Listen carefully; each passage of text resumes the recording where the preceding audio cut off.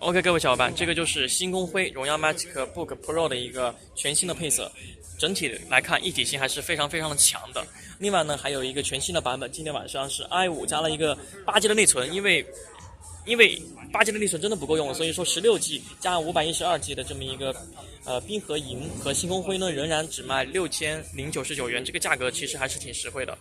另外我们来看一下整体而言这款笔记本的一个外观和做工的一些感受哈。首先16.1英寸的屏幕其实比15.6英寸的屏幕差不了多少，因为它的屏占比真的很高，90%，它隐藏了一个前置摄像头。那么另外呢，这个屏幕的色域还很高，100%的 sRGB， 而且当它合上的时候，整机的厚度呢只有16.9毫米，而且只有1.7千克的重量。你平常外出的时候单手握持进行一个办公与操作，其实都是问题不大的。这款笔记本